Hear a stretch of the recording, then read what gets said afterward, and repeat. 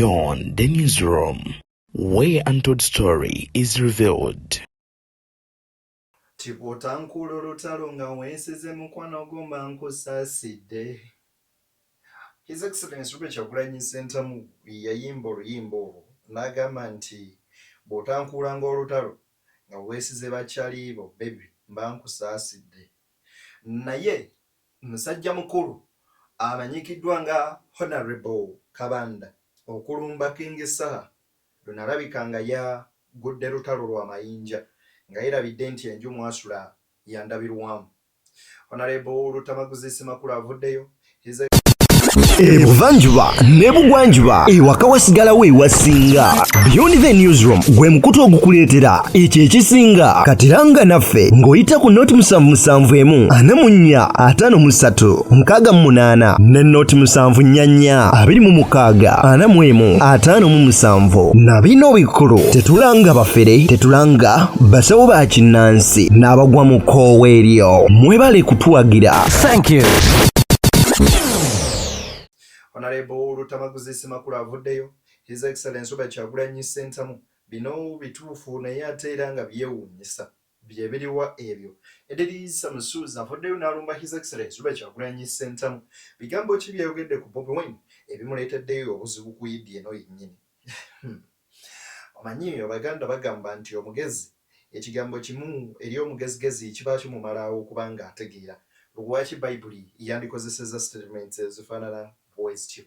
Erinnya Eddy tuli ku mukutu gwa BTN Media Beyond the newsroom njagala okusaana obwombeefu obw'ekika ekya waggulu.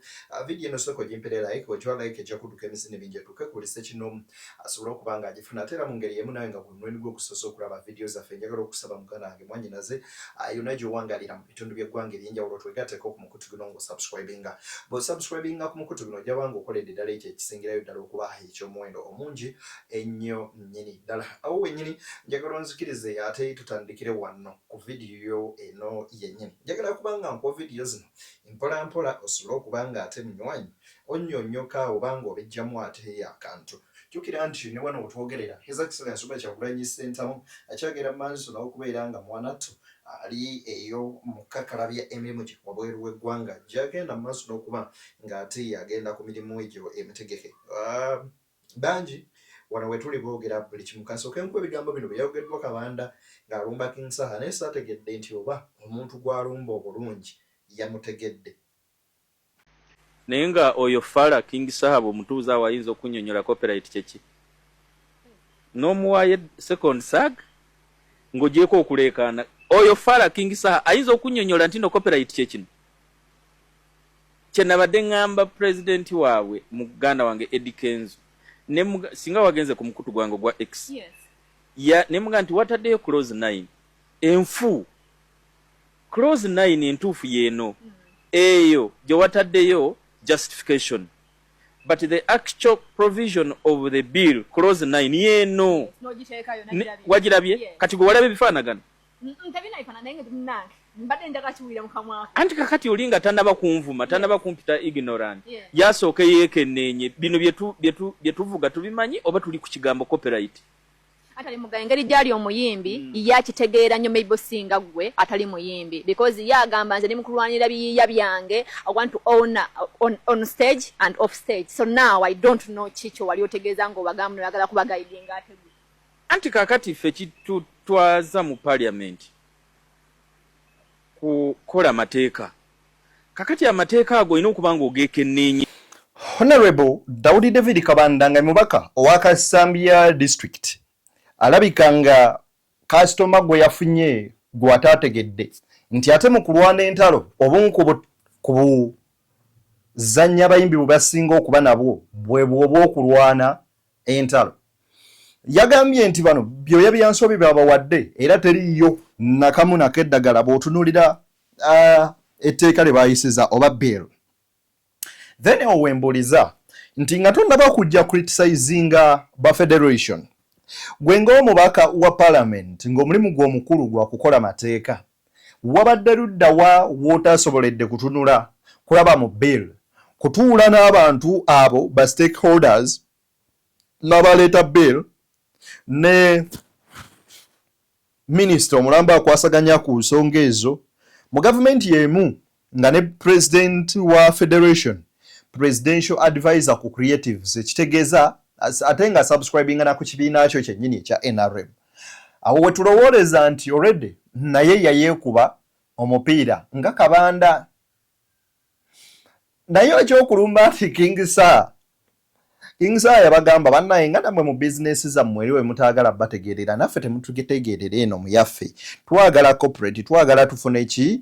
Twagala tufune obwenkanya. Twagala naffe ebiyiye byaffe tubikole ki? Tubifunemu. Kyofala aba ba-celebratinga nnyo okulaba nga bill eyeyise gye balinda okubanga a president abajja approvinga agisayiningeko. Bw'amala ogisayininga olwongeri okwefuuka etteeka because it's not just a bill. A bill teba na makulu nga teri signed nga terifuuse teeka era tewali na kimu kye baba bagenda beera nga balifunamu. Kaakati ye Kabanda bw'oba ng'olumba King Saha enjogera entuufu egamba nti ogobanga musajja munno ng'olekamu ezinaakwezza. Kati wulira nno Kenzo ye eri Robert Kyagulanyi Ssentamu. First and foremost, I don't support Kyagulanyi. I don't support Kyagulanyi. I know Kyagulanyi. You know, I'm a Firebase member. We worked together for a very long time. And he's a brother on the other hand, but on the political matters we disagree. I don't agree with his approach. You know, I don't agree with this approach of going to seek help from somewhere, from people who don't even know what is happening here. You know, because when you are outside this house, you don't know what is happening inside here. So if you go call people to come and just demolish everything, you can finish, you can destroy many beautiful things that you don't know that inside there. You rather first get, yes, you rather first come and get inside here, you know what's happening properly without bias. Then if we want to make some changes, there is a way you can talk than demolishing from outside. So I believe in people who come inside, discuss on the table with an open heart. Than omuntu okubeera awo agenda eri afuna abantu tebamanyi kiri wano bajje batandike kuona bukonyi bisenge nga tebamanyi kiri munda. So nga bwabazze natandika okwogera with a lot of respect. There is a lot of changes that can do it happen. Like how I've done. Me, I was complaining because we did not have copyright law. And there is no way I could compete on an international standard when I don't have capital and quality. So instead of going on street, start making noise, I went to the table. I started negotiating with the government, and they listened.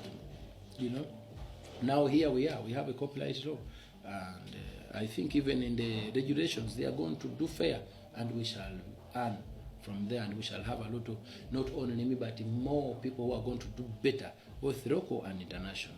Just because out of good talk and good and respecting. The government, you know, and I feel like many people are in a different disagreement with the government can have that approach of respect. Niyo muntu so akuvana no gamba oyo Museveni fala Museveni taina makulu naye nga atefa abamu tumaze emyaka kuno ku nsi just asatu mu netusobole n'okuzaliramu abaana ne basoma ne batubula n'okutuukako mu classes phase 3 kamu. You know, you have to respect that. You cannot talk to someone who has done that like that and we agree. So I don't agree with Mr. Kyagulanyi when it comes to political matters. But I respect and he has a right to do whatever he's doing. But me, I prefer the ideology of Yoweri Kaguta Museveni. Nti ku mulembe guno kwe tuzaalidde abaana ne basoma ne batuuka ne mu kilaasi se tutaatuukamu. Oh wow.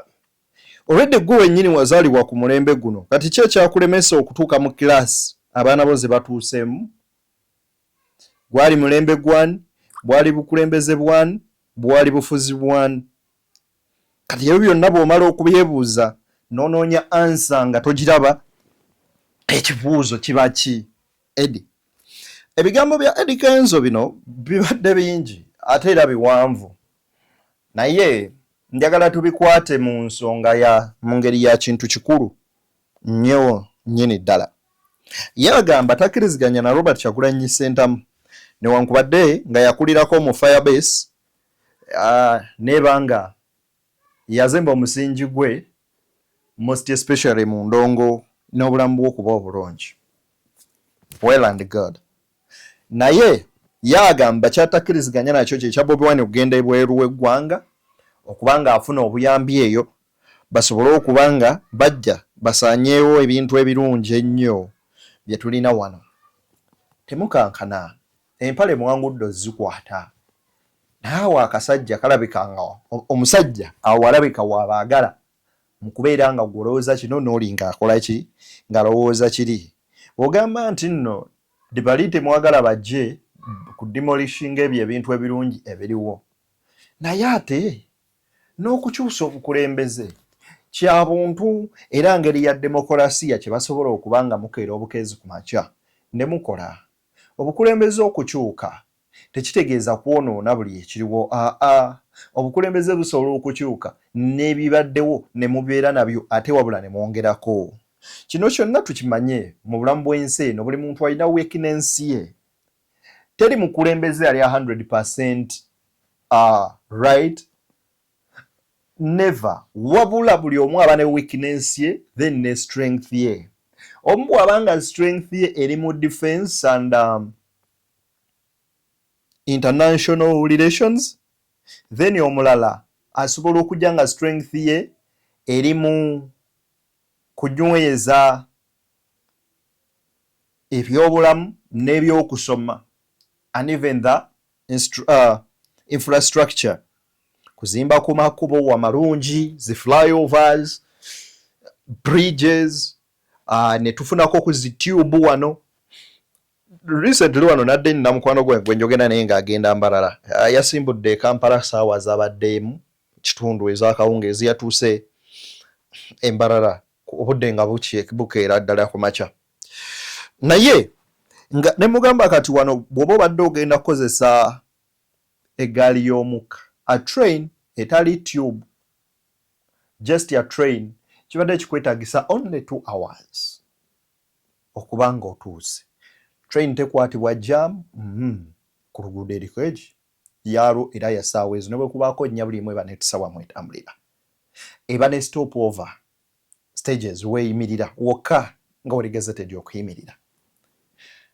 Kitegeeza ate twala n'abantu bangi nti singa kati tuyina zileire singa ne jamu ku makubo mutono bw'omuntu talaba lwaki agenda kukwata amafuta ga mitwalo 3 agayiwe mu mmotoka avuga agende e Masaka nga waliwo train egenda omutwalira omutwalo gumu n'ekitundu emutuuse Masaka mu budde ate ku ssente ntini ebyamaguzi bye bituuse mu budde afisizza obudde bwe then n'okubanga agenda wummulamu ekimala n'okkola ebirala okusinga wano.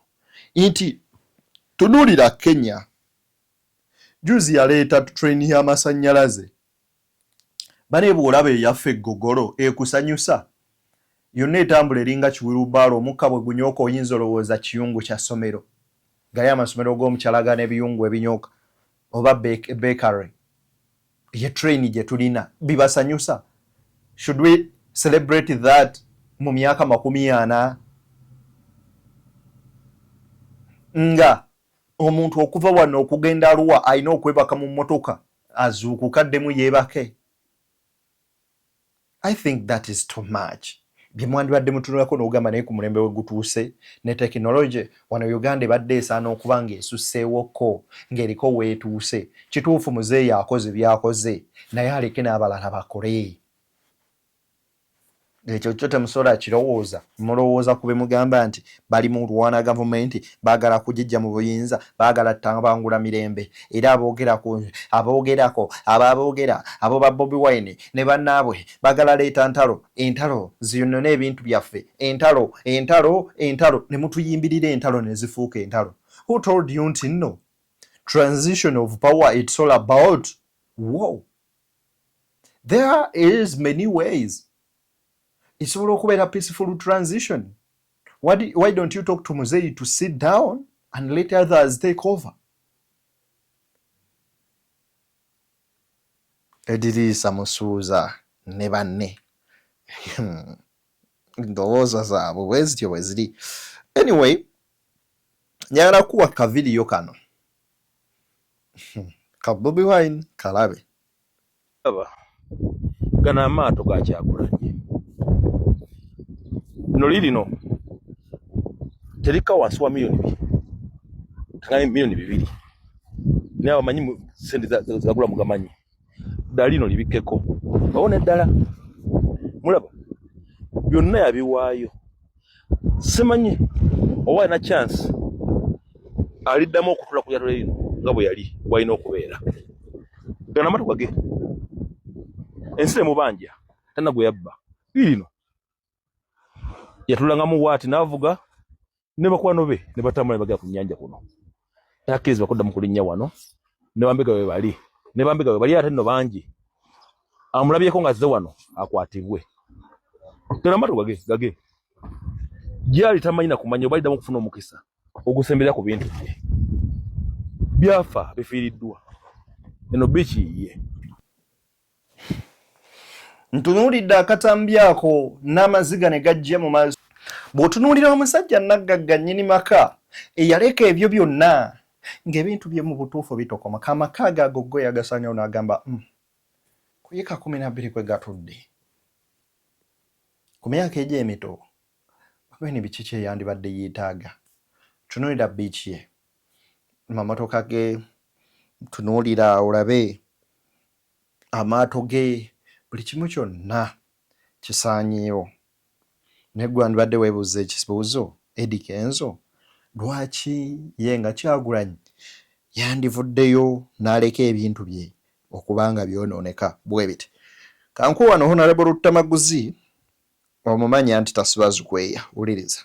Wanjawulo mutunuulire omulabo oyo omulabo oyo wanjawulo kubuulya nze ndi mu byabufuzi era namusookamu naye wanjawulo waayita simala gayitawo awo tomukwatira na kooti awo kati nkugambya waali ne bwe mugamba ndi excellence kakwatire ku kooti bagamba wano waali wanjawulo era gwe bw'oba obadde onyooma mugenda ne mubeera ne bapoliticians bawana abaakona abali ku lokosini abaakoneraawo nga buli kyalaba akijerega buli kyalaba yakitegeera n'abamu balina obubiina bwabwe bwabakonako nabo baakona politically justice politics bamukozesa mu madiiro naye ngakugamba it's not easy nzakugamba ntambudde ensi abantu abakiti balina bifaananyi byawo kyamajoli ntambudde ensi ngenda n'Ebungereza n'empita awatayitwa ba bulijjo naye bakugamba nti mu ranks waliwo ranks ez'enjawulo olidde sebo mpulira bulungi mu political ranks walimu rank ez'enjawulo nti oyo bw'omulaba ofunga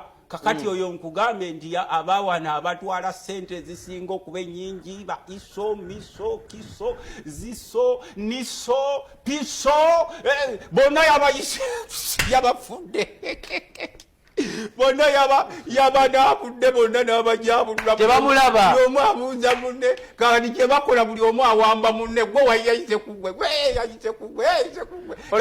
kakati kye nkugamba wano waliwo bikamera omusajja omu Omumerika yagenda n'aleeta ensasagge mu makulembeze ba Region wano abaafuula nti ensi ze bafuga bazifuganga maka gaabwe ne beddiza buli kimu n'abagamba basebo okyawulira nnyo akasatuko oba akanyamberege mu Kongo nga we kibadde emabega kaawo okyawulira nti bano bawambye ekibuga gundi wakyabawulira omusajja Omumerika yabagamba nti ffe twayitawo dda tugenda kubalaga footage camera system zammwe zonna twazinfiltratinga tumanya ani gwe mutemudde tumanya ani gwe muwamba tumanyi ne bwe wabaawo kulonda ffe tetitwetaagisa kubeerawo kusindika bano b'obuzambaazi be mu bribinga n'obusente kati baateekawo camera system ne infiltrating all camera systems z'omu region yaffe.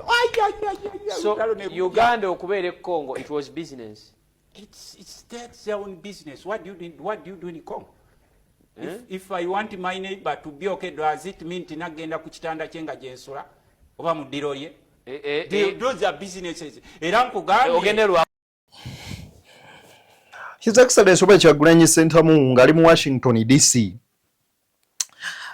ku Capitol Hill gyabadde era n'abanene beyagenze maaso n'okubeera nga asisinkana. We're going to come up with that documentary tomorrow if all goes well, because I'm not feeling well, but anyway, probably if God wishes, I'll bring that documentary tomorrow. bani be yasinkanye biki bye yayogedde because abangi tebagikoze mbalabye nze nzigoberera buli omu gyakola tugenda giwa akadde tugiyitemu olunaku lujaba lwanca Saturday I think so. Naye Lutamaguzi alina kyayogedde n'agamba bannange tukreditinga omuntu ewantu awasaanidde wabula awo Kyagulanyi we yabadde si buli omu nti obeerawo era Kyagulanyi si muntu wa bulijjo w'amaanyi mu nsi muno. Kali mwe msizo nate bwakusimya emirimu gy'okola ne bakuwa mu gavumenti eno. Era waliwo abakulu abajja ne baŋŋamba nti Honorable twagala waliwo omulimu gwe twagala okuwa mu gavumenti. Naye omanyi mu gavumenti naffe tulina mu mikwano gyaffe munda ne bwaba musirikale nze oyinza okunsangawo n'omusirikale gwate ne bakugamba si maama apa nze omusirikale nagamba oyo Honorable genda. We are the voice of the voiceless. Waliwo abakwagala ennyo abasirikale. Waliwo n'abampa ku kabangali n'ekwerekera. Nagamba Honorable tulaba ogenda ku kisaawe naye obudde buge kabangali yekwerekere naye bwekwerekera munange twogera bingi nejjange okutwala emisinde n'ekutuusa kakati naffe seza mayi Museveni omufunyemu nnyo antiwuliriza owawolokoso bwagamba wakola mu European Union kabangali zino okwerekera anti mu European Union kankusomese si mulimu gwa gavumenti mulimu gwaffe kakati waliwo n'abasirikale abasiima era ensonga lwaki okiraba nti n'omusirikale ono yabadde akuuma Kyagulanyi golooza ye lwaki bamututte ntyaje ne bamujja kola nkane mugira kuba yakoze omulimu gwe kati gosolo gamba Kyagulanyi nti abasajja baali bamukuma through the campaigns nti baali babi not all soldiers are bad so bakubira ko nti bayinza okuwayo omulimu nze waliwo omukulu omuyajja nangamba kati Honorable tetwagala kusubwa waliwo omulimu gwe twagala ne mutunuulira bwe nti ne mugamba omuntu wajja n'akubbako obuwanguzi bwo nga zze n'ekigendero eky'okukutta ebyali ewa Muwanga Kivumbi twali abantu basatu abaali targeted Muwanga Kivumbi Namboze ne Lutamaguzi era bw'obuuza Namboze munoonyeeko gwe ng'ow'amawulire mu biseera by'akalwa ajja kunnyonnyola bulungi ebyali ku Lutamaguzi ne Muwanga Kivumbi namuwonga atenga ne one bompuga yaŋŋamba atenga ne one bompuga yaŋŋamba waneeno nti yayogera ku press conference naye baali bamutagetinze ebyoyo sibimanyi nnyo ebyoyo sibimanyi nnyo ebigambo bya Honorable Lutamaguzi bw'obiwuliriza oyinza okugamba maybe he's just joking or Lutamaguzi is just a joker as usual as you know him, but once you take time to listen to him at least you pick some kind of a words or some words one or two three some three words nogenda maso nokubanga obitegeera nobikubyako ebirowoozo nobanga oliko kyobijjamu njagala kuwa kankwene eno lumuwa Muntu amulaka tukawa nze Lutamaguzi ndi member wa UN but I cannot just access Capitol Hill. Na yoyo walabyewo oba abantu ntwa abali awo tomulaba nti the place is only himself there. So you Lutamaguzi cannot access Capitol Hill. Chanti tomalaga genda yo na yoyo ali more important kuba ffe tukkiriza mu hierarchy era yo bw'aba agenzeeyo ate nze sisobola kumulinaana nze sisobola de kugenda wali mugambe to excellence kakwatireko ekkooti kubanga these are issues of diplomats. Those are issues of diplomats. Nsonga z'aba diplomats. Beyond the newsroom gwe mukutu koli nze deni yakuweereza bunzikirize mbateere wano tusinkane nga Gruden akkiriza ate mwana wa taata mbagaliza bimunjagaliza ku lwa Katonda n'ensi yange.